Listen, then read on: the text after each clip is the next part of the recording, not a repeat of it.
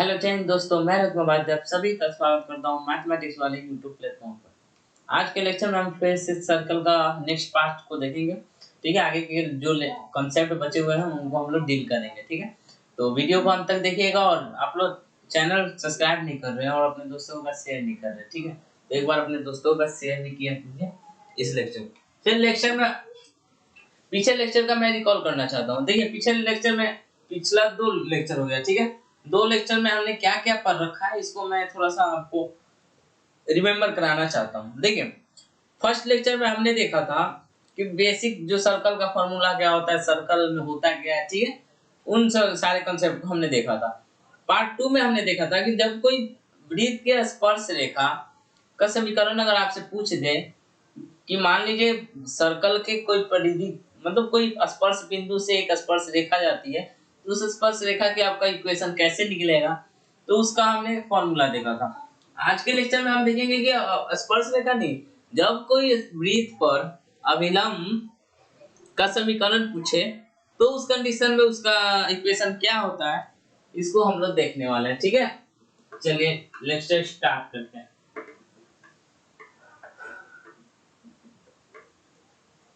Question क्या है, जब आपको वृत्त का समीकरण दे दे, ठीक है, और उस पे कोई परिधि हो, परिधि की कोई किसी एक बिंदु पर अभिलंब का समीकरण पूछे तो क्या होता है इसका इक्वेशन, ये हम लोग देखने वाले।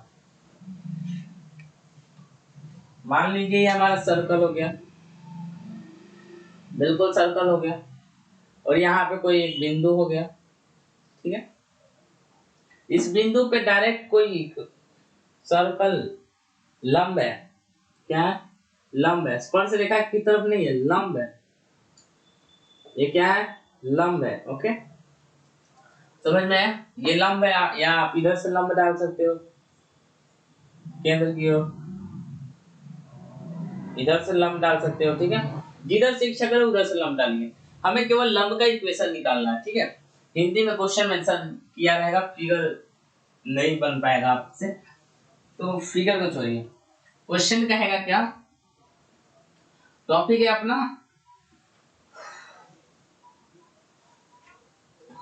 वृत्त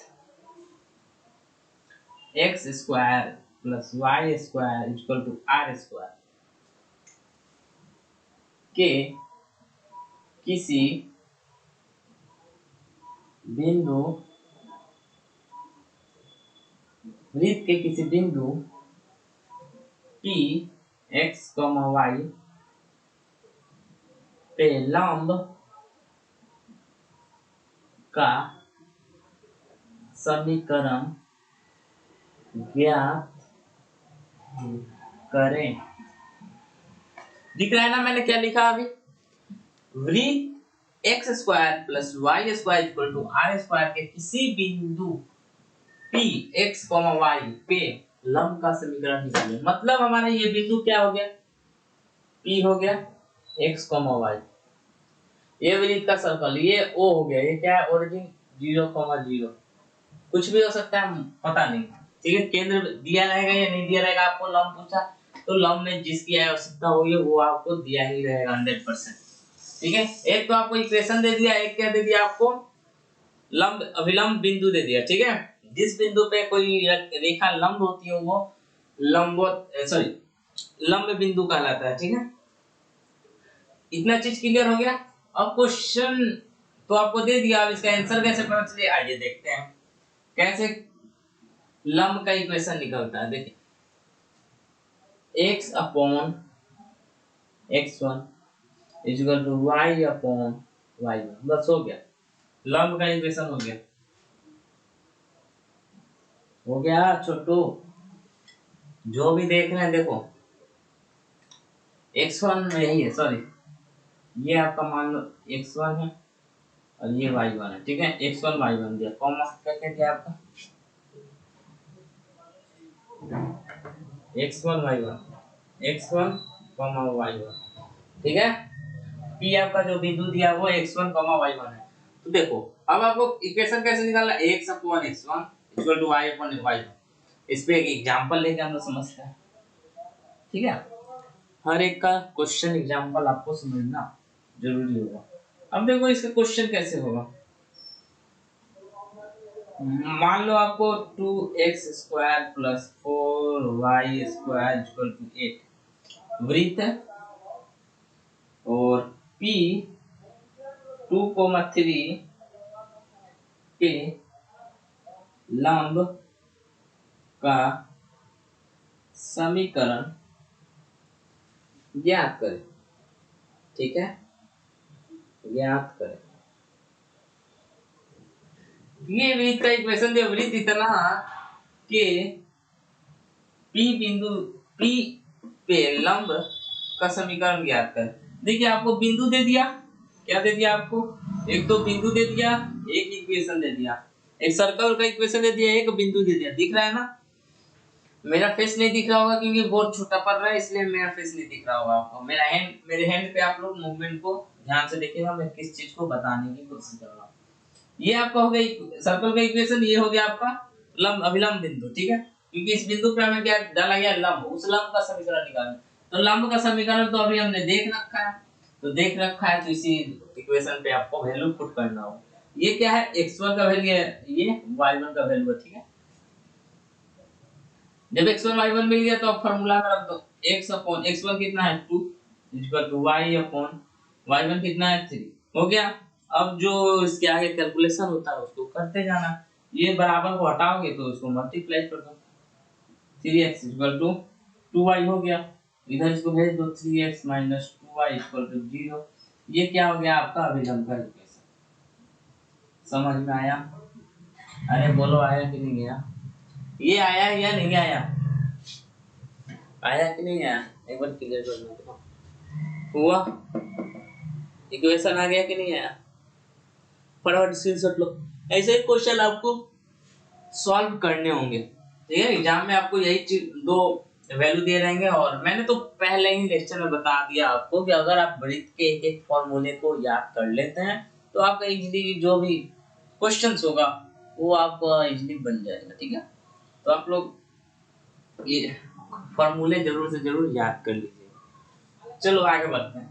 इसके बाद एक और टॉपिक है, टॉपिक नहीं है, यही सर्कल का सेकेंड इक्वेशन हो जाएगा। ये सर्कल में दो इक्वेशन को हम लोग, क्योंकि सर्कल का दो नाम है और दो लोग हैं, लेकिन दोनों का अलग अलग हमें, सॉरी सर्कल तो एक, सर्कल में दो लोग हैं, दोनों का नाम सर्कल है। ठीक है, लेकिन दोनों का काम अलग अलग होता है। वही हम दोनों के काम को, इसका काम तो पता चल गया ना, ये वाले सर्कल का काम कैसे होता है, इस टाइप का होता है।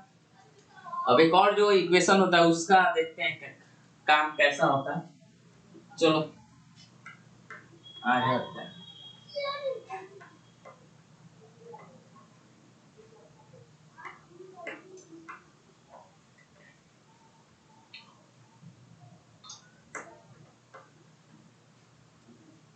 क्वेश्चन यही रहेगा। क्वेश्चन देखो, x² plus y² plus 2gx plus 2fy plus c equal to 0। ये हो गया सर्कल का इक्वेशन। दिख रहा है ना, कि 12 लिख दो, 12 लिख दूं?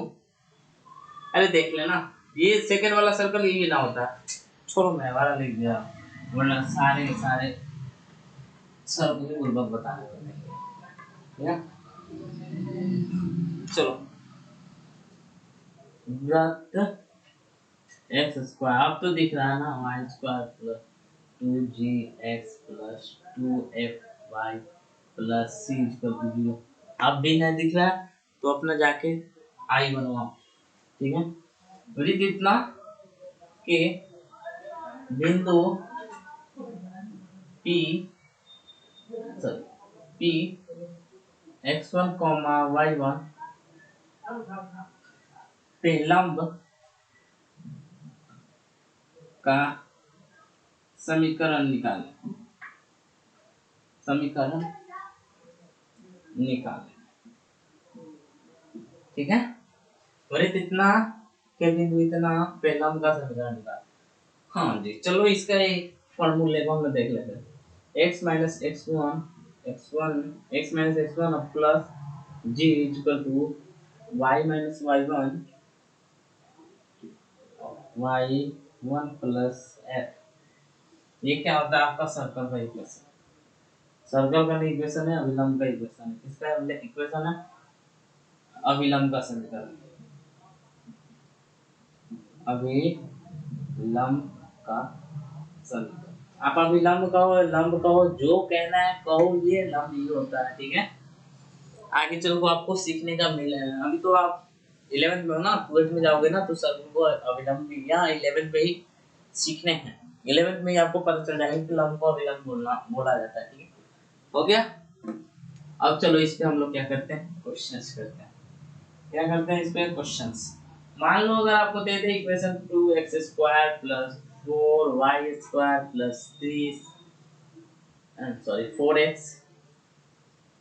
4x + 8y + 2 = 0 इक्वेशन है। और बिंदु P भी है, P का नियामक 2,3 है।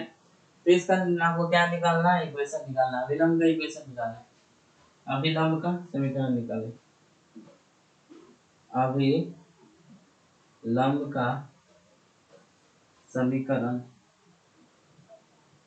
निकालें।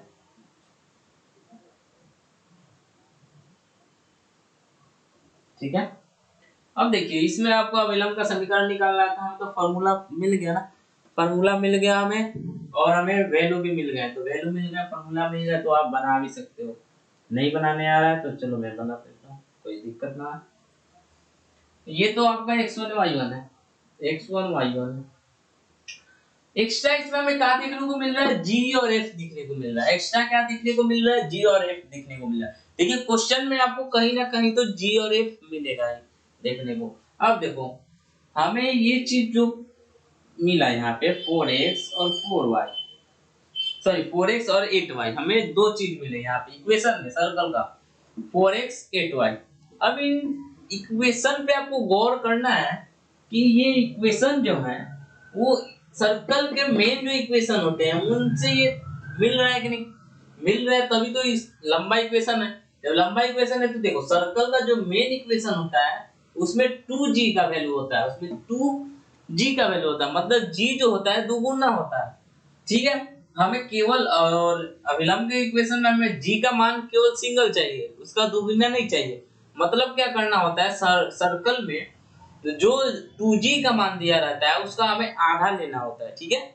यही चीज यहाँ पे हमें ज्यादा फोकस करना था, ओके समझ गए।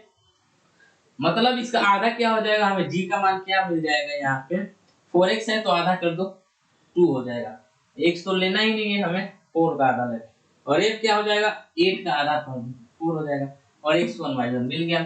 चलो फटाफट वैल्यू दे रखो, x - x1 क्या है 2, और 2 प्लस g क्या है 2, y - 3 y प्लस क्या है 4 है ना 4, y थोड़ी ना 3 + 4 ना 3 + हो गया। अब देखो इसको कैसे सॉल्व करना, दिख रहा है ना, इतना तो दिख रहा है ना, आगे बढ़ जाएगा। ये मिटा दो या आगे बढ़ जाता हूँ, कोई दिक्कत ना है। इसके आगे है, ठीक है, इसके आगे मैं बता रहा हूँ यहाँ से। चलो अब आपका ये चीज हो गया। अब इसमें आप जितना कैलकुलेशन मतलब संभव उतना कर सकते हो। x - 2 अपॉन 2 2 कितना हो जाएगा 4 हो जाएगा ना, 2 और 2 कितना हो जाएगा 4 हो जाएगा। दिख रहा है ना आप सभी को, नहीं देख रहा है, यहाँ पे देखो x - 2 और 2 और 2 प्लस 4 दिख रहा है, इक्वल टू y - 3, y - 3 हमने लिख दिया अपॉन 3a + 4 कितना हो जाएगा 7 हो जाएगा। क्लियर है इतना। अब देखो ये दोनों आपस में मल्टीप्लाई, ये इसके साथ मल्टीप्लाई हो जाएगा, ये इसके साथ मल्टीप्लाई हो जाएगा। करो यहाँ का हम डायरेक्ट मल्टीप्लाई कर रहा हूँ मैं, 7x - 14 = 4y - 12, 7x और 4y को 7x 4y को इधर ला माइनस में 4y, और माइनस का 12 को इधर ला प्लस में 12, माइनस का 14 प्लस का 12 इक्वल टू 0 कितना हो जाएगा 7x - 4y माइनस का 2 इक्वल टू 0। ये क्या हो गया आपका, नहीं दिख रहा है ना, अरे नहीं दिख रहा तो कोई दिक्कत ना, मैं साइड में लिख दे रहा हूँ। क्या हो जाएगा, यहाँ तो दिख रहा है ना, दिख रहा है। चलो इक्वेशन जो होगा आपका अब दिखेगा सर, अब दिख जाएगा। चलो 7x-4y -2 0, ये क्या हो गया आपका राइट आंसर हो गया। ठीक है, ये जो आया आपका वैल्यू ये राइट आंसर हो गया, ये क्या हो गया आपका राइट आंसर। क्लियर है। चलो तो फटाफट इसे स्क्रीनशॉट लो। दो टॉपिक और बचे हुए हैं आपके सिलेबस में, दो टॉपिक और बचे हुए हैं। टॉपिक नहीं है वो नोट्स है, नोट्स समझते हो, फॉर्मूले में फटाफट दे दे रहा हूँ। इसके बाद आपका थर्ड लेक्चर में आपका पूरा सर्कल का सारा कॉन्सेप्ट क्लियर हो गया। फटाफट लिख लो इसको। हो गया, स्क्रीनशॉट ले लिए। चलो आगे बढ़ते हैं। दो नोट्स हैं उसको मैं लिखवा दे रहा हूँ, ठीक है, वो फॉर्मूले ही है। उसके बाद आपका सारा टॉपिक कंप्लीट हो जाएगा। और ये जो कंसेप्ट है ये एयरफोर्स में पूछता है, आपके नेवी में भी पूछता है, ठीक है।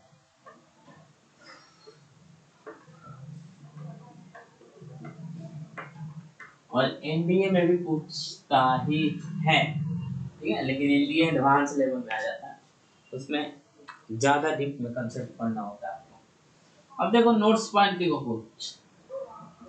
कुछ नोट्स नहीं, कुछ नोट लिखो, कुछ नोट पॉइंट लिखो, आ रहा हूं मैं, लिखो।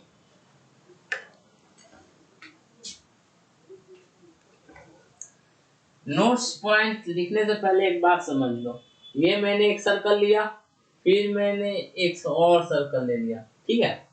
ये मैंने जब दो सर्कल लिया तो इन दो सर्कल एक दूसरे को कहीं ना कहीं किसी न किसी एक बिंदु पे स्पर्श जरूर कर रहे हैं, ठीक है।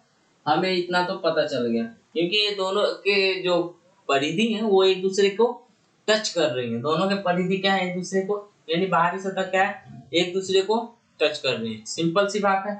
तो जब जब भी क्वेश्चन कहेगा कि जब दो वृत्त एक दूसरे को स्पर्श करती हैं तो उनकी त्रिज्या क्या होंगी। जैसे इसकी त्रिज्या r है और इसकी भी त्रिज्या r है, ठीक है। ये a है, ये b है, इसका केंद्र a है, इसका केंद्र b है, त्रिज्या r1 है और r2, ठीक है। तो रूल जो ये नोट्स पॉइंट है कि जब दो वृत्त एक दूसरे को स्पर्श करती हैं तो उनका जो त्रिज्याओं का योग जो होता है, नहीं समझ रहे हो, जो इनका त्रिज्याओं का योग ए बी बराबर होता है, यहाँ पे कोई स्पर्श बिंदु जरूर होगा, ओ ले लो, ओ जो दोनों में कॉमन होगा, स्पर्श बिंदु मैंने वो ले लिया, जो दोनों में क्या होगा सेम होगा, जो दोनों में कॉमन होगा वो स्पर्श बिंदु होगा, ठीक है। तो दोनों में जब कॉमन है दोनों के साथ आएगा, वो किसके साथ आएगा, दोनों के साथ आएगा, ठीक है। तो ये ओ ए प्लस ओ बी दोनों के बराबर हो जाएगा। ये क्वेश्चन कैसे पूछता है, मैं क्वेश्चन दे रहा हूं, पहले लिख दो इसका डेफिनेशन, उसके बाद मैं इसको क्वेश्चन दे रहा हूं, ठीक है। लिखते साथ में लिखते चलिए आप लोग। जब दो सर्कल एक दूसरे को आपस में स्पर्श करती हैं तो उनके त्रिज्याओं त्रिज्याओं का योग उनके त्रिज्याओं का योग दोनों वृत्तों के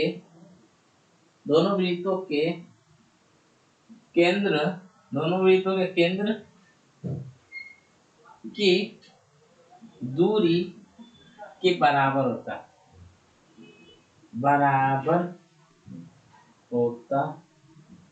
है, ठीक है, समझ रहे हो।